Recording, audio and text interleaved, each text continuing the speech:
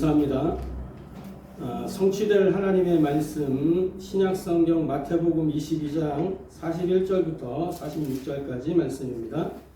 신약성경 마태복음 22장 41절부터 46절까지 말씀입니다. 신약성경 마태복음 22장 41절부터 46절까지 말씀입니다. 신약성경 마태복음 22장 41절부터 46절까지 말씀을 제가 봉독해 드리도록 하겠습니다. 바리새인들이 모였을 때에 예수께서 그들에게 물으시되 너희는 그리스도에 대하여 어떻게 생각하느냐? 누구의 자손이냐? 대답하되 다윗의 자손이니이다. 이르시되 그러면 다윗이 성령에 감동되어 어찌 그리스도를 주라 칭하여 말하되 주께서 내 주께 이르시되 내가 네 원수를 네 발 아래에 둘 때까지 내 우편에 앉아 있으라 하셨도다 하였느냐?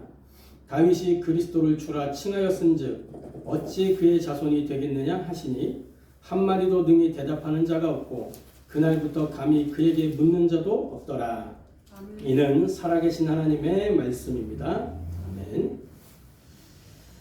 오늘 이 본문을 통해서 우리가 함께 은혜 나누고 해답을 얻고 미션으로 붙잡아야 할 말씀의 제목은 나의 현장을 보좌의 이정표로라는 제목으로 함께 은혜 나누고 해답을 얻고 미션을 붙잡게 되기를 바랍니다.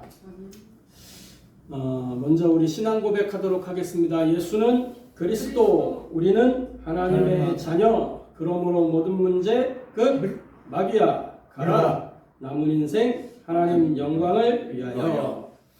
아멘. 매일같이 선포해야 될 그 이름, 예수는 그리스도. 하나님이 우리에게 주신 인생의 유일한 정답입니다. 우리에게 다른 답이 있는 것이 아니고 하나님이 우리에게 답을 정해 주셨어요. 그리스도라는 답을 주셨습니다. 그렇기 때문에 우리는 고민할 이유도 없고 갈등할 이유도 없고 명쾌하거든요. 그리스도. 어떤 문제가 왔을 때에 그리스도라는 답으로 우리가 들어가기만 하면 끝나는 것입니다. 근데 많은 사람들이 문제가 왔을 때, 어떤 갈등이 왔을 때, 어떤 일들이 생길 때에 그리스도라는 답으로 들어가지 아니하고 자기 생각, 자기 경험, 자기의 어떤 그것대로 들어가기 때문에 더 어려움 속에 빠지게 되는 것입니다.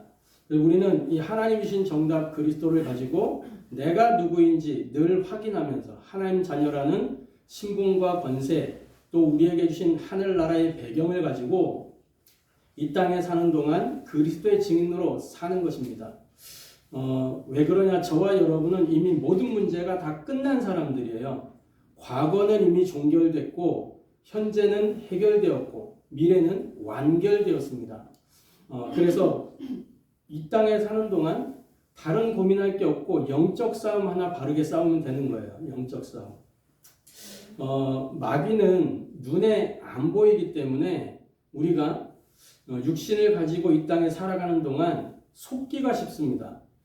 눈에 안 보이기 때문에 이렇게 공격해 올 때 우리가 마귀를 보지 못하기 때문에 속는 거예요. 그러니까 아담 하와가 속은 거잖아요. 결국엔 마귀에게 속아서 하나님의 말씀에 불순종하게 되고 범죄해서 하나님과 관계가 단절된 것입니다. 이 마귀의 전략은 지금도 동일하게 계속해서 그러니까 마귀가 머리가 나쁜 거예요. 늘 똑같이 하거든. 늘 똑같이 하는데 우리는 머리는 안 나쁜데 이게 안 보이니까 눈이 안 보이기 때문에 계속해서 속는단 말이죠. 속지 않는 그 은혜와 응답 그 속으로 들어가게 되기를 바랍니다. 어떻게 하면 속지 않을 수 있느냐? 다른 게 아니라 하나님의 말씀으로 내가 충만해지면 속지 않게 됩니다. 분별하게 돼요. 아담과 하와가 이 하나님의 말씀으로 충만했다면 속지 않았을 겁니다. 너희가 그것을 먹는 날에는 반드시 죽으리라. 이것이 그들에게 매일같이 확인되고 확증되고 확신되고 했다면 속지 않았을 거예요. 그런데 하와가 딱 보면 의심했다는 거 알 수 있잖아요. 말씀을 보면 창세기 3장에 하나님의 말씀에 먹지도 말고 만지지도 말라. 하나님은 만지지도 말라 그런 말씀 하신 적이 없거든요.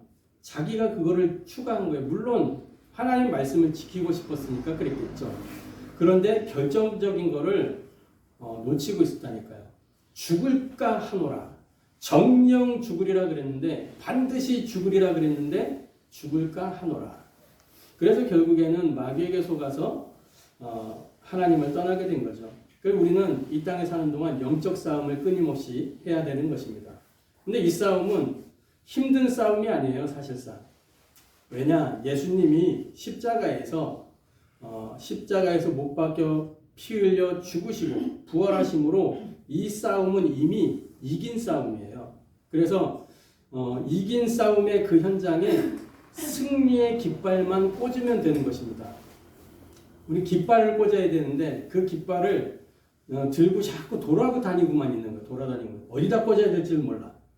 꽂아 놓으면 되는 건데 이 전투에서 깃발 꽂으면 여기는 이제 우리 구역이야 라고 딱 확정하는 거거든요. 근데 깃발을 꽂지 못하고 자꾸 돌아다녀요. 어디다 꽂아야 될지 몰라가지고 안 보이니까. 영적인 눈이 띄어지는 저와 여러분 되기를 주님의 이름으로 축복합니다. 하나님이 세상을 창조하실 때 나무는 땅에서 살도록 물고기는 물에서 살도록 새는 하늘을 날도록 그렇게 만드셨어요. 이것이 하나님이 세상을 창조한 창조의 원리입니다. 만물 가운데 인간만 하나님의 형상대로 만드셨거든요. 하나님의 형상대로 만들었다는 건 뭐냐? 하나님과 함께 하도록 그래야 행복한 존재예요. 하나님을 예배하도록 그래야 가장 사람다운 거예요. 하나님을 예배하는 삶.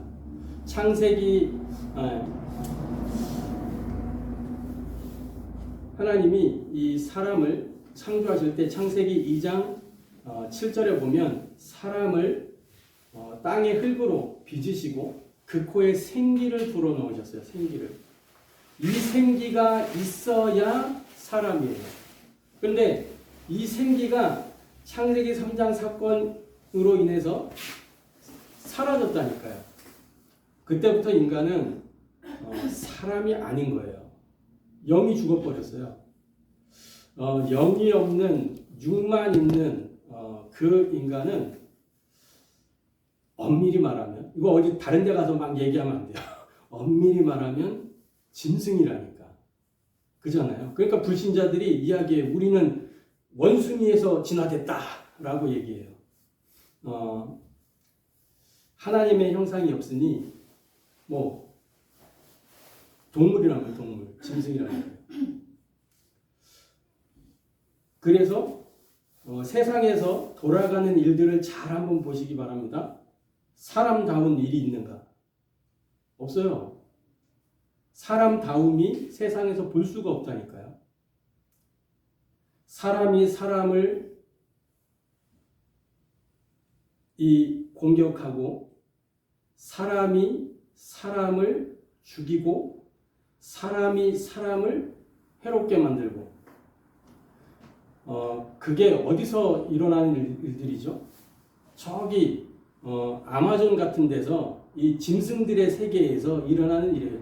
강한 짐승이 약한 짐승을 잡아먹고 그게 이 하나님 없는 세상의 모습이란 거예요.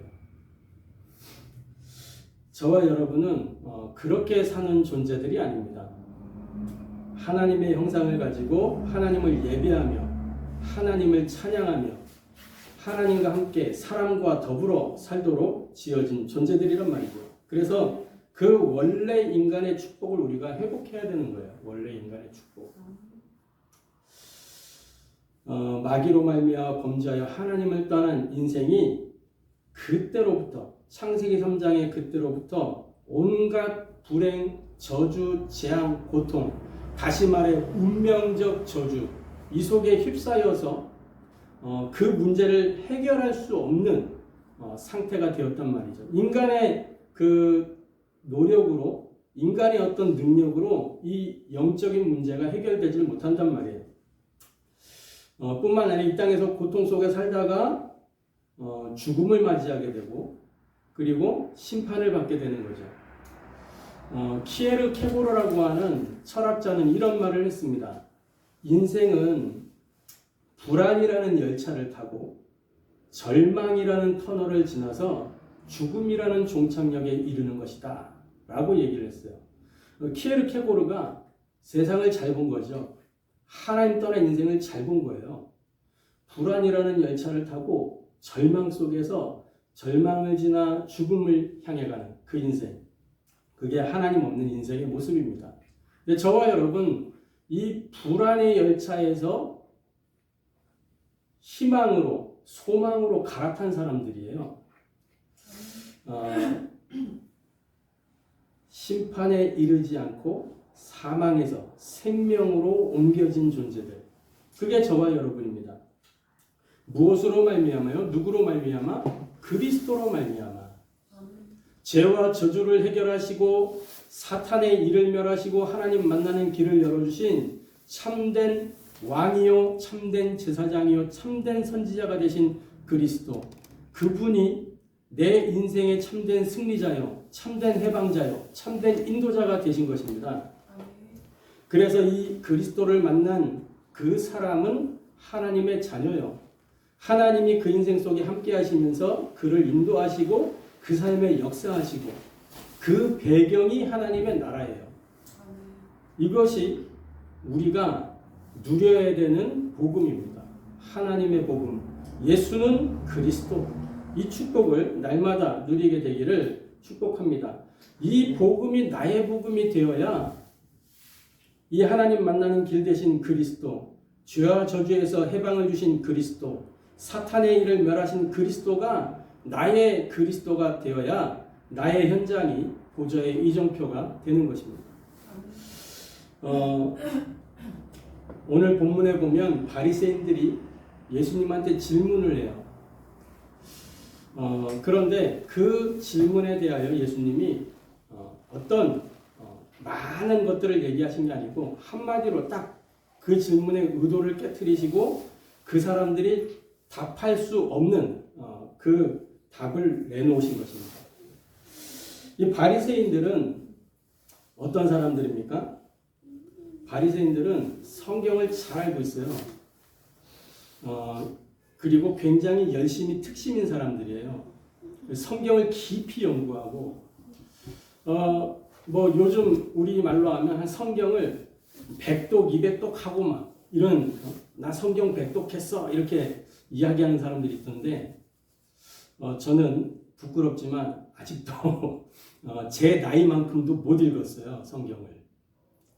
그래서 저는 이렇게 예전에는 나이만큼이라도 성경을 읽어보자 그렇게 딱 미션을 가지고 표대를 딱 정해놓고 나이만큼. 그래서 성경을 읽기 시작한 게 뭐 고등학교 때 제가 은혜를 받았으니까 그때부터 읽기 시작했는데 지금 한 29독 하고 아직까지도 29독에서 지금 계속 29독째 하고 있습니다. 29독째.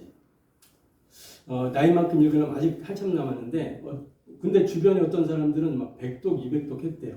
100독, 200독. 처음에는 와 대단하다 했는데 가만히 보니까 그게 대단한 게 아니에요.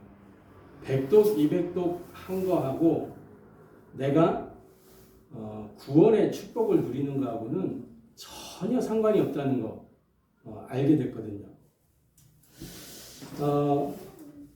우리가 많은 교인들이, 많은 사람들이 교회 다니면서 뭐 하고 싶어 하냐면 이렇게 하나님의 위로를 받고 싶어 해요.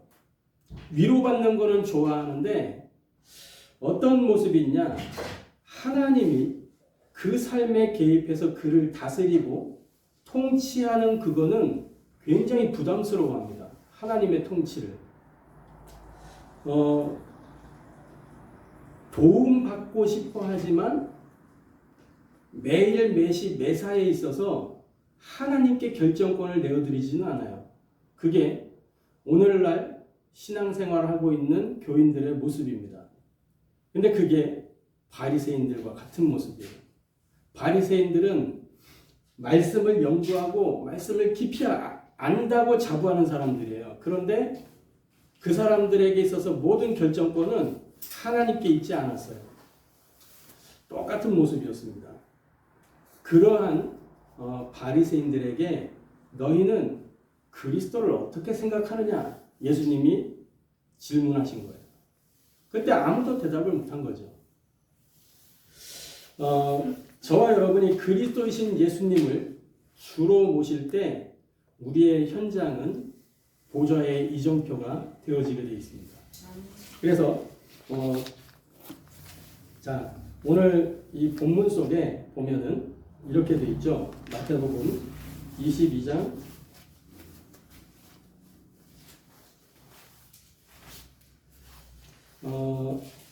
41절부터 46절 사이에 보면 너희는 그리스도에 대하여 어떻게 생각하느냐? 누구의 자손이냐? 대답하되 바리새인들이 다윗의 자손이다. 그 예수님이 그러면 다윗이 성령에 감동되어 어찌 그리스도를 주라 칭하여 말하되 주께서 내 주께 이르시되 내가 네 원수를 네 발 아래에 둘 때까지 내 우편에 앉아 있으라 하셨도다 하였느냐? 다윗이 그리스도를 주라 칭하였은즉 어찌 그의 자손이 되겠느냐? 이렇게 하셨거든요. 바리새인들이 예수님을 어떻게 메시아를 어떻게 이해하고 있었냐? 다윗의 자손이다라고 이해를 했어요. 정확하게 본 거예요. 다윗의 자손으로 온 건 맞으니까요. 그리고 분명히 구약 성경에 그렇게 약속이 되어 있었으니까요. 잘 봤지만 그거는 어디까지나 혈통으로만 본 겁니다. 육신적인 이해만 한 거예요. 그 말은 뭐냐면 바리새인들이 이해하고 있는 그 메시아는 자기들의 민족, 자기 민족의 문제를 해결할 메시아, 그걸로만 이해를 한 거예요. 그러나 다윗은 예수님을 뭐라고 불렀다 그랬어요? 그 메시아를 뭐라고 했다 그랬어요? 주라고 고백했다 그랬어요. 바리새인들은 다윗의 자손으로 오시는 그 메시아, 그리스도, 다윗의 혈통, 육신으로 오시는 그리스도, 거기까지만 이해를 하고 있었다면 다윗은 자기의 혈통으로 오시는 메시아지만 그분이 나의 주다라고 고백을 했다는 거예요. 그러니까 다시 말해 바리새인들은 자신들이 원하는, 자신들의 입맛에 맞는, 자신들의 필요에 맞는 그 그리스도를 원하고 있었어요. 예를 들어 지금 이스라엘의 현실 문제, 로마의 속국이 된 상황이잖아요. 그 속국이 된 상태에서 해방시켜주고 세계를 정복하게 할 수 있는 그 강력한 왕권을 가진 그 메시아, 다윗 왕과 같은 그 메시아, 그분이 오시기를 기대하고 지금도 그러고 있어요. 지금도 이스라엘 이미 그리스도가 오셨는데 그거 싹 다 부정하고 지금도 그 다윗의 왕권을 가지고 그 메시아가 오셔서 우리나라를 세계 강국으로 만드실 그것을 꿈꾸고 있습니다. 지금 이스라엘이. 하나님과 전혀 안 맞는 거죠. 그래서 이렇게 제한된 그리스도에 대한 이해는 결국에는 그 현장을 보좌로 만드는 게 아니고 인간 중심, 인본주의 그렇게 만들어가는 거예요. 그래서 가장 말씀을 잘한다고 하는 바리새인들의 나라, 그 나라의 인본주의가 가득한 거예요. 저와 여러분에게 우리 주님이 묻고 계십니다. 너희는 나를 누구라고 하느냐? 오늘 그 질문에 여러분들이 답을 하셔야 될 것입니다. 너희는 나를 누구라고 하느냐? 여러분에게 예수님은 누구십니까? 그분이 여러분의 주인이 맞다면 여러분의 인생과 삶의 모든 여정은 달라지게 될 것입니다. 더 이상 문제 해결에 초점을 맞추는 그러한 인생이 되지 않아도 되는 것입니다. 자, 그래서 저와 여러분들이 분명하게 기억해야 될 것은 이 고백이 없는 신앙. 우리가 신앙생활하면서 신앙 고백을 하죠. 이 고백이 없는 신앙은 결국은 한계를 맞게 되어 있습니다. 그 대표적인 모습이 바리새인이에요. 신앙의 깊이는 성경을 아는 지식에서 나오는 것이 아닙니다. 신앙의 깊이는 믿음의 고백에서 나오는 거예요. 믿음의 고백은 어디에서 나옵니까? 이 말씀을 머리로 아는 것이 아니라 마음으로 알아서, 그래서 고백하는 거예요. 근데 바리새인들은 말씀을 머리로만 알고 있었거든요. 가슴에 담기지 않았어요. 그러니까 전혀 하나님하고 맞지 않는 그러한 삶을 살아갔던 거죠. 그런 초대교회의 제자들은 하나님의 약속의 말씀을 정말 약속으로 붙잡고 마음에 담아서 하나님과 통하는 그러한 방향으로 나아가게 된 것입니다. 저와 여러분들이 하나님과 통하는 그러한 인생이 되기를 주님의 이름으로 축복합니다. 그래서 이렇게 그리스도가 주인 되면 우리 개인도, 우리의 모든 만남도, 나의 가정도, 내가 하는 일도, 내가 사는 지역도 다 변화되게 되어 있는 거예요. 치유되고 회복되고 변화되게 되어 있습니다. 그래서 그 현장이 이정표가 되는 거예요. 이정표 아시죠? 이정표. 우리가 길을 가다 보면 방향을 안내해 주잖아요. 이정표가. 차를 타고 갈 때 이정표를 보고 우리가 가야 할 목적지로 가지 않습니까? 저와 여러분이 그리스도를 고백하고 그 고백이 쌓이는 그 현장이 우리의 후대들이 믿음의 발자취를 따라오는 그 이정표가 되는 것입니다.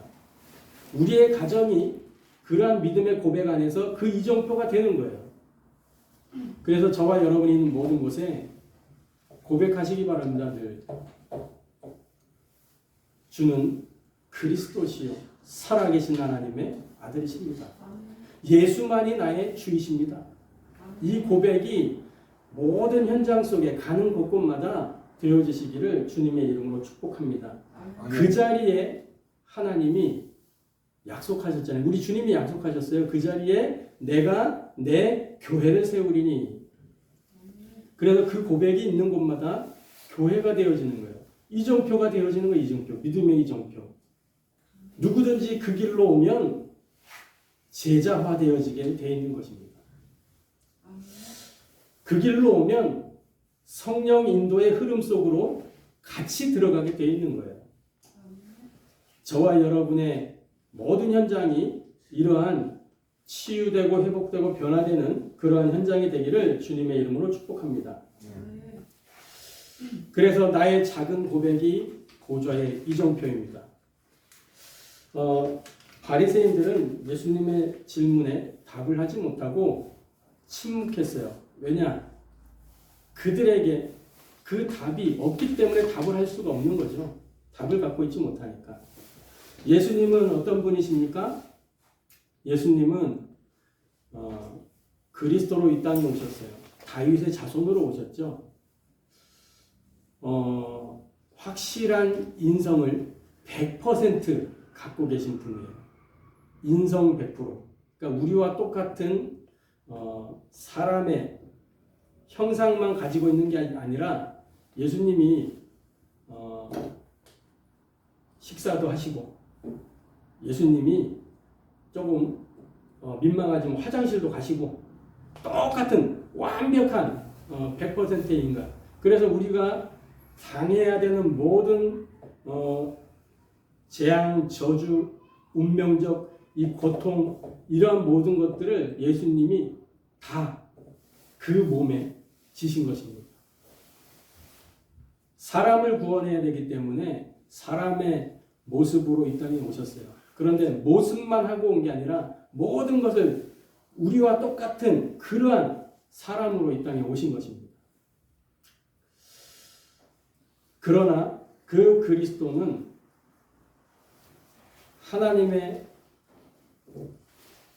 하나님 자신이고 그분은 지금도 보좌 우편에 앉으신 주님이십니다. 완벽한 신성 100%. 그래서 하나님이면서 사람이셨어요. 사람의 모습만 가지고는 사람을 구원할 수 없습니다. 하나님이셔야 그 인간을 구원할 수 있는 거죠. 하나님이라는 증거로 우리 주님이 부활하셨어요. 지구상에 이 부활을 친히 보여주신 분이 없습니다. 만일 석가나 공자나 소크라테스가 부활했다라고 하면 우리는 공자, 석가, 소크라테스를 그리스도라고 부르고 그리스도라고 믿어야 돼요. 그러나 그분들은 모두 훌륭한 분임에는 틀림없지만 다 우리 인생이 걸어가야 되는 그 길로 걸어갔습니다.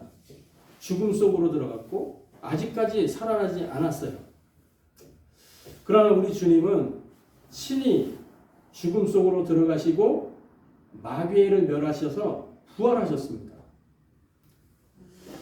그래서 우리는 예수님을 그리스도라고 고백하는 거예요. 우리의 현장을 변화시키는 고백은 뭐냐? 예수만이 나의 주다. 예수만이 나의 길이다. 라고 하는 그 고백인 것입니다. 이 고백을 통하여 저와 여러분이 오늘도 힘을 얻고 오늘도 그 그리스도가 답이 되고 그 그리스도가 길이 되는 은혜 속에 있게 되기를 주님의 이름으로 축복합니다. 자, 그래서 날마다 저와 여러분의 현장을 보좌의 이정표로 만드는 그 은혜 속에 있게 되기를 주님의 이름으로 축복합니다. 나 중심, 물질 중심, 성공 중심으로 살아가던 나의 삶이 하나님 나라 중심으로 전환되는 그것이 나의 현장을 보좌의 이정표로 만드는 것입니다. 나 중심으로, 물질 중심으로, 성공 중심으로 살아왔던 내가 그리스도를 주로 인정하는 그 시간 그 자리가 보좌의 이정표가 세워지는 시간이요 자리가 되는 것입니다. 저와 여러분이 이러한 전도자의 삶을 회복하고 날마다 승리하게 되기를 주님의 이름으로 축복합니다. 우리 한번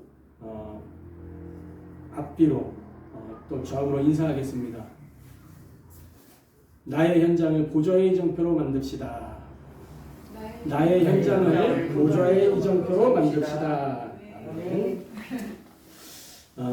여러분 자신이 하나님 나라의 망대라는 사실을 기억하시고 여러분 삶이 언약의 여정 속에 있다는 것을 기억하시고 여러분의 현장이 보좌의 이정표라는 사실을 기억하시고 영적 싸움에 승리하는 저와 여러분 되기를 주님의 이름으로 축복합니다. 기도하겠습니다. 하나님께 감사를 드립니다. 창세전에 영세전에 우리를 구원하시기로 작정하시고 하나님께서 때가 되어 여자의 우선 메시아 그리스도를 보내사 우리가 그리스도를 통하여 하나님 만나고 하나님 자녀된 축복 속에 있게 하신 것 감사합니다. 그리스도이신 예수님을 주로 모실 때 우리의 현장이 보좌의 이정표가 됨을 말씀을 통하여 확인했습니다. 내가 가는 모든 만남, 사건, 장소, 시간 속에 예수님이 주인이심을 날마다 고백할 수 있는 영적인 상태가 되도록 축복하여 주옵소서. 날마다 나의 현장을 보좌의 이정표로 만드는 전도자의 삶을 살도록 축복하여 주옵소서. 나중심, 물질중, 성공주의로 살던 인생이 하나님 나라와 그 일 중심으로 살 수 있도록 하나님 은혜를 더하여 주옵소서. 우리의 현장에 예수가 그리스도요 그리스도가 나의 주 되심을 날마다 고백할 수밖에 없는 그 은혜와 축복 속으로 들어가도록 역사하여 주옵소서. 그래서 우리의 후대들이 그 믿음의 고백을 따라 함께 언약의 여정 걸어갈 수 있도록 축복하여 주옵소서. 내가 만나는 모든 만남이 함께 이 보좌의 여정 속에서 함께 이 보좌의 이정표를 세워갈 수 있도록 은혜를 더하여 주옵소서. 어디에 있든지 무엇을 하든지 그 시간 그 자리 예수는 그리스도이심을 고백할 수밖에 없는 하나님의 백성들이 되도록 축복하여 주옵소서.